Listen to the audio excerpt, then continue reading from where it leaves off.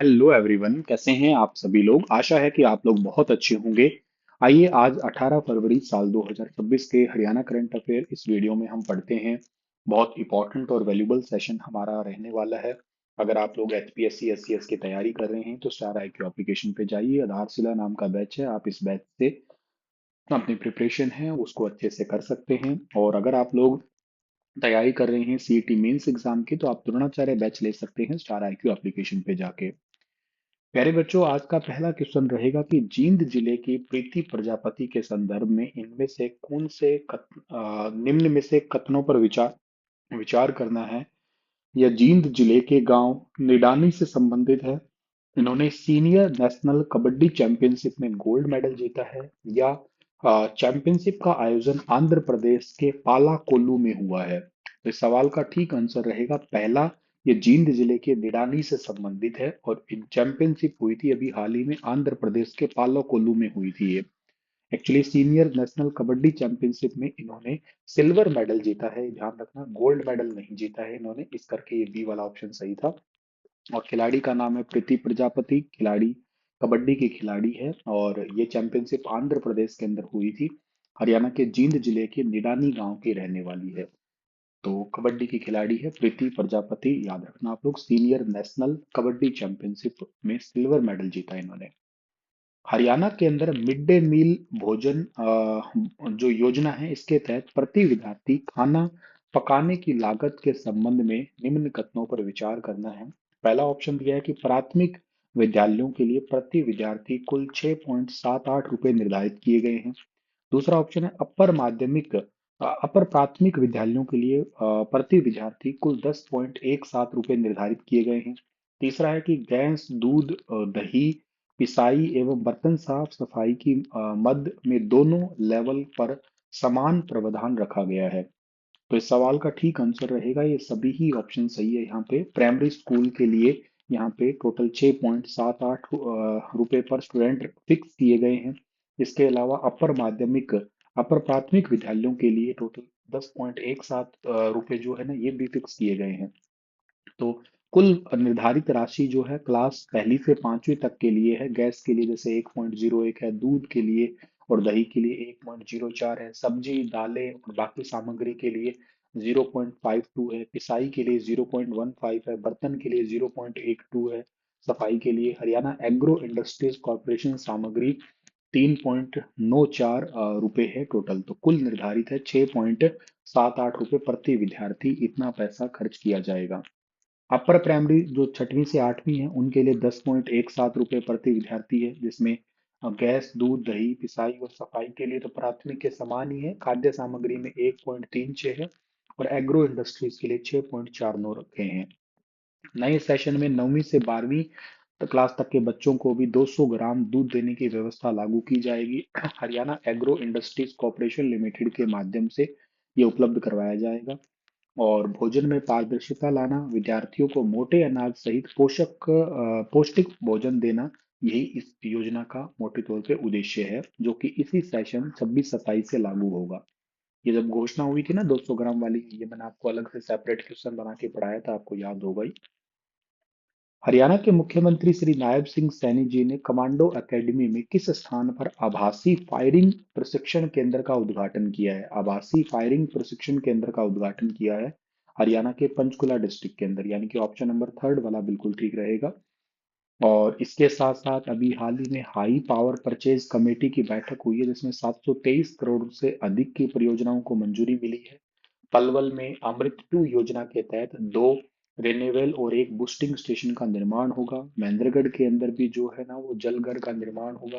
ऐसे अलग अलग डिस्ट्रिक्ट के अंदर जो है वो कुछ परियोजनाओं का और के साथ साथ मतलब लगभग हर एक डिस्ट्रिक्ट के अंदर ही, जैसे फरीदाबाद के लिए भी मीटिंग हुई है। फरीदाबाद रोहतक सोनीपत झज्जर सभी डिस्ट्रिक्ट के लिए ही सब स्टेशन हो गए हैं। सब स्टेशन के साथ साथ क्रेन वगैरह है। इसके अलावा जो सब स्टेशन आपके बिजली वाले सब स्टेशन हो गए हैं। इलेक्ट्रिक बस डिपो हो गया है। जैसे अंबाला में इलेक्ट्रिक बस डिपो का निर्माण होगा, हिसार में भी इलेक्ट्रिक बस डिपो का निर्माण किया जाएगा। इलेक्ट्रिक बसें खरीदी जाएगी। फरीदाबाद गुरुग्राम में प्रधानमंत्री सिटी बस सेवा के चलते 200 इलेक्ट्रिक बसें हैं वो लाई जाएंगी। और अभी हाल ही में सोहना तावड़ू में विकास रैली हुई थी, तो मुख्यमंत्री ने नूह के लिए विकास परियोजनाओं का भी उद्घाटन किया है। जैसे कोचिंग सेंटर हो गए हैं, या बायोमेट्रिक अटेंडेंस सिस्टम हो गया सरकारी स्कूलों के लिए। अटल किसान कैंटीन की भी घोषणा की है। 25 सरकारी स्कूलों में नए खेल मैदानों की घोषणा की है। तो ये बेसिक गांव के पुनरुद्धार के लिए कुछ घोषणाएं की गई है। सोहना में हरियाणा राज्य परिवहन का सब डिपो बनेगा। इसके अलावा कोटा तावड़ू के अंदर जो ना इंडोर कुश्ती मैदान बनेगा, सामुदायिक केंद्र है, 7 नई सड़कों का निर्माण की भी घोषणा की गई है। सांग महोत्सव 2026, ये क्वेश्चन वेरी इंपॉर्टेंट है आने वाले पेपरों के लिए। सांग महोत्सव 2026 के संबंध में निम्न में से कौन सा कथन सही रहेगा? तो सांग महोत्सव 2026 के संबंध में इसका आयोजन होगा 23 से लेकर 27 फरवरी को होगा। कुरुक्षेत्र के अंदर इसका आयोजन करवाया जाएगा। 3 दिवसीय महोत्सव होगा। हरियाणा की पारंपरिक लोक नाट्य विधा सांग को प्रोत्साहित करना और लोक संस्कृति का संरक्षण करना इसका उद्देश्य है। इस महोत्सव के दौरान प्रसिद्ध सांगी धनपत सिंह के सम्मान में धनपत सिंह सांगी पुरस्कार शुरू करने की भी घोषणा की जाएगी।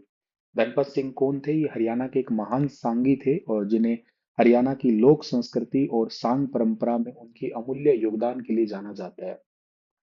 तो 23 से 27 फरवरी तक ये होने वाला है। पारंपरिक सांग प्रस्तुतियां इसमें दी जाएगी। नगाड़ा वादन और लोक गायन की प्रथा भी होगी। इसके अलावा पौराणिक एवं ऐतिहासिक गाथाएं इसमें शामिल की जाएगी। सामाजिक विषयों पर आधारित नाट्य मंचन होगा। धनपत सिंह सांगी पुरस्कार की भी इसमें घोषणा की गई है। तो ये क्वेश्चन एग्जाम में आ सकता है, वेरी वेरी इंपॉर्टेंट है, याद रखना आप लोग। तो धनपत सिंह सांगी हरियाणा के प्रसिद्ध सांगी थे। इसके बारे में भी आपको सवाल पूछा जा सकता है एग्जाम में। केंद्र सरकार ने हरियाणा के किन 2 जिलों में एआई सेंटर बनाने की मंजूरी दी है? तो एआई सेंटर बनेगा गुरुग्राम में और पंचकुला में। हालांकि इसकी घोषणा तो बजट में ही हो गई थी, लेकिन अभी इसकी मंजूरी सेंट्रल गवर्नमेंट की तरफ से मिल गई है। तो ये याद रखना है आपको। और ये काम एआई फोर जो रेसिलेंट टेक्नोलॉजी है, urban air quality and next generation skill Arjun scheme के तहत 474 करोड़ की लागत से किया जाएगा। Haryana state level environment impact assessment authority का चयन किसे बनाया गया है? तो ये बनाया गया है अंकुर गुप्ता को। ऑप्शन नंबर बी इस सवाल का ठीक रहेगा। रिटायर्ड आईएएस ऑफिसर अंकुर गुप्ता को हरियाणा राज्य स्तरीय पर्यावरण प्रभाव मूल्यांकन प्राधिकरण Haryana state level environment impact assessment authority का नया चेयरमैन बनाया गया है। और इसका मकसद है कि राज्य के डेवलपमेंट के काम और एनवायरमेंट की सुरक्षा के बीच बैलेंस बनाए रखना। खेलो इंडिया बीच गेम 2026 में हरियाणा की महिला टीम ने सपेक टकरा खेल में कौन सा पदक जीता है?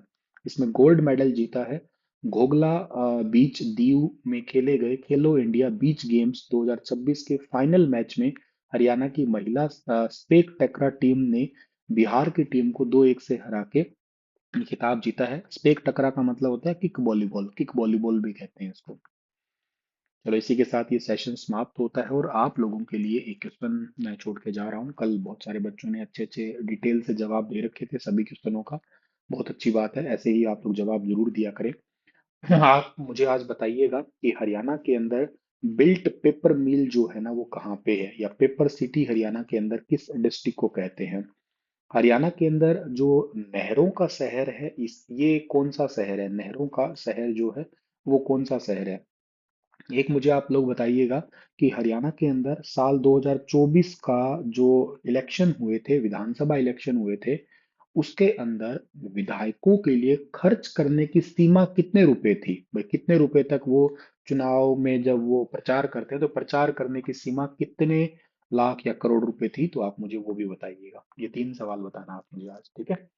चलिए, शुक्रिया, अपना ख्याल रखना, राधे राधे।